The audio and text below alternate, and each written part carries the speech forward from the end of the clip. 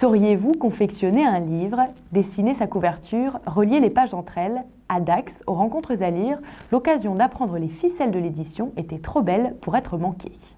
Inspirée des maisons d'édition argentines, La Marge, une association du Maine-et-Loire, s'est mise à la fabrication de livres quelque peu atypiques, des livres en carton. On appelle ça un atelier d'édition participatif. C'est-à-dire qu'on fonctionne comme une maison d'édition, on choisit nos auteurs, on choisit les textes qu'on a envie de publier. Par contre, tout l'aspect fabrication et illustration, il est fait collectivement au sein de notre atelier. L'objectif, c'était de fabriquer des livres en carton, de proposer un autre système d'édition et d'ouvrir un local, un lieu de rencontre, d'échange et où on se retrouvait tous autour du livre. J'avais entendu parler dans un documentaire d'Eloïsa Cartonera, qui était une maison d'édition un peu alternative, qui au moment de la crise avait commencé à éditer ses livres elle-même à partir de matériaux de récupération.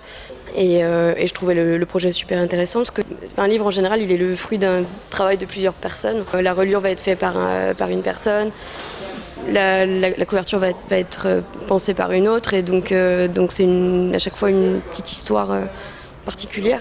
Et c'est ce qu'on aime aussi c'est ce qui nous a motivés aussi dans ce projet-là.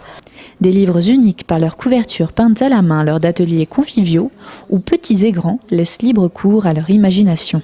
L'histoire a été lue par un des enfants au départ. Donc au milieu de tous les enfants, le plus âgé travaille sur le texte pour adultes. C'est l'histoire du joueur de flûte d'Amelin revisité à la sauce punk. Et les plus jeunes travaillent sur l'Hôtel des 100 Pas, un conte de jeunesse. Soit ils retiennent un aspect de la lecture, de l'histoire qui les a marqués, soit c'est vraiment une petite image ou un détail, un truc sur lequel ils vont se focaliser parce que ça les rassure aussi de partir sur quelque chose de solide. Ça les empêche pas au fur et à mesure de rajouter des détails qui n'étaient pas prévus. Et ils se familiarisent aussi avec les accidents justement de la peinture comme ça, parce que la peinture, on sait toujours comment on commence, on ne sait jamais comment ça finit. Il y a des belles surprises parfois.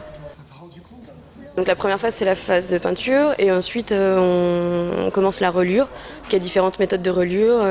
Celle qu'on fait avec les enfants, c'est plus une méthode qui est déjà préparée. Le livret est déjà cousu. C'est plus une bande adhésive en fait qu'on va coller avec le papier collé à la couverture. Et pour le plus grand, on peut faire de la reliure, ce qu'on appelle à la chinoise, donc où on perce à la fois la couverture et le texte qui va être pincé. Nous, on rajoute une petite bande de tissu qui est un peu notre marque de fabrique. Et ensuite, on coud en fait. C'est cousu par-dessus et c'est très joli.